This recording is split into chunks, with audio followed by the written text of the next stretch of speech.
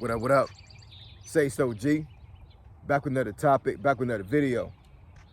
So the title of this video is gonna be, I quit Amazon before my first day of work. So we're gonna talk about it. So admin notes, thanks again to all the subscribers that subscribe to my channel. I endeavor to keep pushing the videos out to give you leverage to better sales. Let's get into it. So I quit Amazon before my first day of work. So this happened back in, I want to say October of 2025. Right now it's March of 2026, right? So this was a seasonal job with Amazon as far as Amazon delivery, Amazon driver. And I wound up actually applying for this particular job because, you know, if anybody has been following my channel, you know, I got furloughed back in March of last year of 2025, and within 3 months of me getting furloughed, I wound up getting a gig job in DC. It was a IT gig job, meaning that I was pretty much doing some freelancing work for a company, right? So I was getting 1099. I was doing 1099 work, and around mid to late August time frame, that particular job wound up actually I finished it. You know, there was no more work for me to do for that company. So I had to dig back into my savings to make sure things were paid up. And I'm like, man, this is crazy. You know what I'm saying? Like that gig job, even though it wasn't paying as much as I was getting paid before, you know, I was stretching it and I was making it work. You know what I'm saying? So I wasn't too concerned about, you know, draining my savings that much. I was still dipping in it to a certain degree for, you know, certain things we needed to pay for, but, you know, I wasn't seeing the needle go down that far. So I was doing okay because I was like, I can hold this gig job down until I find something that's better. But when that particular gig job wound up, you know, not being no more, and I finished the work, and I didn't have any more freelance work to do for this company, I'm like, okay, now I'm literally unemployed again. I don't have any more active income coming in. So I started applying for jobs a lot more aggressively during this time, and I want to say September time frame, like late September time frame. I found a job online, and it was it said like some type of delivery driving, but it didn't say Amazon. It said something else. You know what I'm saying? So I'm like, well, you know, let me go ahead and apply for this and see what's going on. And it was a DSP company that was trying to hire for Amazon locally here in my area. But once again, the job description didn't say Amazon. It said just delivery driving. So I got on the interview with the guy, this owner, along with some other folks or whatever. It was like a Zoom call. It might have been like, I think 4 of us and him. So he's explaining what's going on, and then it says Amazon, and I had to interrupt him. I was like, wait a minute, hold on.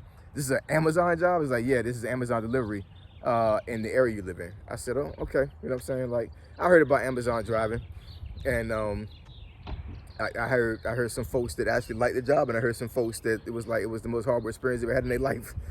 You know what I'm saying? So I'm like, you know, I mean, I guess a job is what you make it. I truly believe that, you know what I'm saying? A job really is what you make it, because you have folks that have jobs that other folks would even entertain touching, and they love them. You know what I'm saying? So, you know, I'm like, okay, well, I mean, a job is a job right now, you know what I'm saying? So nothing else was biting, pause. And I'm like, well, let me go ahead and see what this guy's talking about. So about a week later, I believe, I wound up going to training. Training, I think, supposed to be about 3 days, but I wound up doing only 2. Actually, they condensed it to 2. It's supposed to be 3, but they only did 2.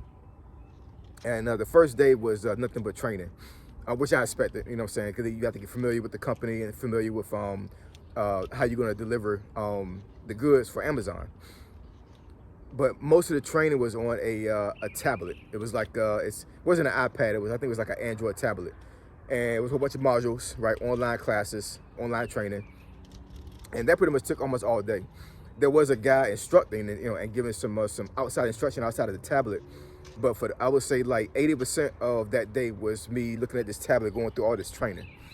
Now, I will say, somebody that's not tech savvy, somebody that doesn't really deal with technology that much, like an older person, no offense, you know what I'm saying? I'm just saying, like, I know there's some older folks, whatever, that don't really, you know, deal with technology that much. It will be difficult because some of the modules was not, some of the modules weren't user friendly to a certain degree. A lot of times things froze. You couldn't go forward sometimes in some of these modules or whatever. So it was kind of painstaking. But obviously I'm computer savvy, so I finished mine pretty early. But that wasn't all the training. But what happens is they don't allow you to do all the modules in one day. They split them. So once I finished, which I think was like a couple hours before class ended, you couldn't go forward, right? So they gave us something else to do. I forget what it was now. That day was kind of like a blur, man. But once again, most of the training that particular day was just the tablet and the instructor, give us some verbal training, some verbal knowledge of Amazon. So he worked for Amazon, but we work for a DSP. I forget what the acronym stands for. Basically, it's a contractor that deals with Amazon, right? So Amazon have official folks that actually are employed by Amazon themselves, but then you have a contracted company that deals with the delivery. You know what I'm saying? So when you see a delivery driver for Amazon, that person may not actually work for Amazon physically. They may work for a contracted company that is partnered with Amazon, if that makes any sense. So that's who I was going to be working for a DSP. And so day 2 comes around. So very next day I go there, and there is some more training, more online training, which I knew it was, right? So I finished mine a little bit early, like a couple other folks or whatever. And then we did some on the road training. So we go outside. It was cold as I don't know what that day too, man. It was cold. Even though it was September time frame, it was cold. It was cold. And so we go out there to the lot, whatever. And this particular Amazon warehouse had the electric vans. So I've driven electric vehicles before, and what you got to understand about electric vehicles is there is a physical brake like any other vehicle, but the brake is almost useless. What happens is when you drive a electric vehicle, when you take your foot off the accelerator, it automatically starts to stop, right? The brake, I think normally it's like as if you're going like pretty much a little bit too fast, so you need to brake really. You need to stop on a dime. You hit the brake, but for the most part, you don't really use the brake almost like 90% of the time. So, so we, like I said, we go outside and we wait for the trainer to get the vehicle ready. And I want to say it might have been like 5 of us at a time. They had some other instructors come out too, so we wasn't like holding up class too much, whatever. So they split us into teams, and my turn comes up eventually, right? And I get into the van. Like I said, I've driven an electric vehicle before, and there's a trainer to the side of me in the passenger seat, and we go like 2 blocks down from the Amazon warehouse, and we come back, and the guy was like, you're pretty good on this. You know what I'm saying? I failed the 2 other guys that went before you. I'm like, what? He said one guy couldn't understand about like you didn't have to brake, and he was braking too much, and then the other person almost hit a pole. So that's one thing I would tell you, man. You know what I'm saying? Regardless of whether you have if you have a gas van, you know what I'm saying, you know how to drive and you've been driving for a very long time, you shouldn't have too much of an issue. But if you are at an Amazon delivery warehouse where they use the electric vans, it's a learning curve. I will say that. It is a learning curve. You know what I'm saying? And they only give you 1 day to learn this. Only 1 day. Now, I'm not exactly sure if these guys like failed out totally and they were able to come back the very next day and try again, or a couple hours later. I'm not exactly sure. Yeah, it is a learning curve, man. It is. You know what I'm saying? So I would suggest if you really want to work for Amazon and you have like a family member that has a electric vehicle, I would suggest to drive that vehicle maybe a handful of times first to see how it feels, because driving electric and driving gas is totally different. It's a totally different experience, man. It really is. But like I said, I've driven electric vehicles for months before that time. Matter of fact, my gig job actually involved electric vehicles. I may talk about that one day, but not today. So we get back in the classroom after I finished the other training, and then we did, I think, some more modules, some more interactive modules where it was like virtual reality. So we put on a headset, and basically I'm virtually delivering a package. It was actually pretty cool. I ain't even gonna lie about that. That took me maybe almost an hour and a half to finish. I think it was like 5 scenarios that I had to deal with. I had to deal with a scenario where there was a dog, like what if a dog was out in the yard or like behind the fence? How would you react to it? How would you react to a customer telling you to go around the back of the house to deliver a package instead of like putting it on the porch. Some other things too, you know what I'm saying? Basically some basic things that may happen if you become a driver and you run into scenarios that's not normal, right, for a person to do. And then after that, we did some extra training where we did, I guess I don't know what it's called. It was like some type of ice training where like, basically we had this thing, we put a harness on and you'll walk on this slippery conveyor belt type thing. And basically simulating you actually walking a package on ice to get to the house, right? We even had the spiked shoes on, but it was still slippery. You know what I'm saying? So it was actually pretty cool, man. I ain't gonna lie about that. But here's the reason why I didn't start, right? Well, for one, in the middle of me doing this training and a couple of days after, the job that I have now currently actually started to do the in-processing part of my onboarding for that job. I actually wound up signing the offer letter and everything. So I thought about, still working an Amazon gig until I actually got totally cleared for that job, and I actually, started working. But some of the things I had to do for the job I work for right now, it would take us some time up.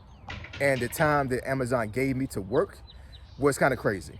You know what I'm saying? And I was in school at the time. So the hours it gave me to work was from 11 a.m. To I think like 10 p.m.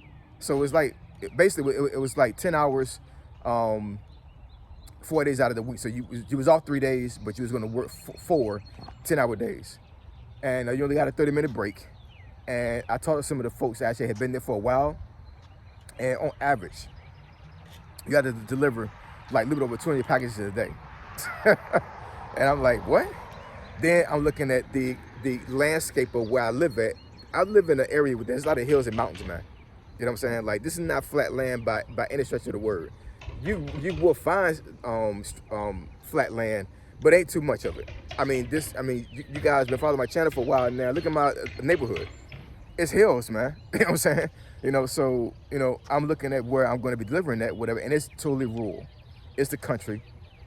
You got homes that might be a mile apart from each other, and it's hills, it's mountains. Sometimes the house might be like almost like a half a mile in from the road, right? Because there's a lot of land on that particular in that particular area. And then some of the other sites I was going to go to were apartments, where some of the apartments didn't have elevators. So we're talking about 5-floor level apartments where I had to deliver a package that might be huge, 5 levels up. Some of these guys are quitting doing the training.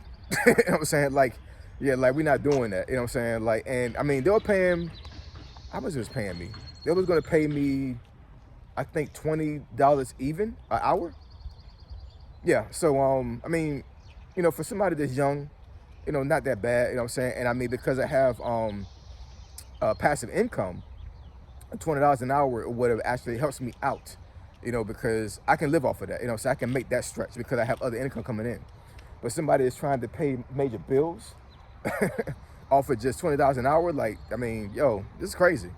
$20 an hour to work a job that's literally gonna break your back, literally, you know what I'm saying? It was just crazy, man. The cold weather wasn't bothering me that much, it really wasn't.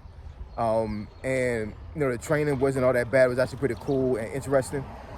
But when I thought about like how long I was gonna be out from the family, which sometimes I'm out that far with this job too, whatever. But the hours I was given was like, just all my evening taken up. Like, that was crazy. I don't think I could do that. You know what I'm saying? I was in class at the time, and class actually, I think, one day out of the week I had to be physically in the classroom. So I'm like, how am I gonna do that and work this job? Then I thought about the physical labor. I don't want to complain too much about the physical labor because I won't make excuses about like not doing something physically. But I'm a combat veteran that's disabled, man. You know what I'm saying? So I gotta be real with myself. I saw the scenarios that I might have been encountering with some of these packages, and like Amazon don't care, man. You know what I'm saying? Like they don't care about like how big or heavy the package is. They do not care, man. You got to deliver it. You know what I'm saying? And if you don't deliver it, the amount of package you have at that day, there's a consequence. I'm not sure what the consequence is, but like when you have your van loaded with all these packages, they expect you to deliver every single package, every package. No exceptions. You know what I'm saying? And if you finish early, God help you, because you're gonna wind up actually helping out somebody else that can't finish theirs. So yeah, man. So that after that second day of training, I thought about it real hard, and I was like, yeah, man, I can't do this, man. And I kind of felt kind of bad because I went through all this training.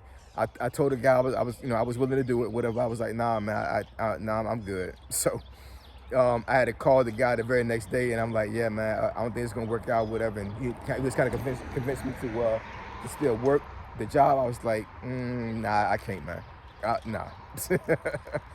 The training exposed enough for me to understand that that job was not going to be the lick for me. You know what I'm saying?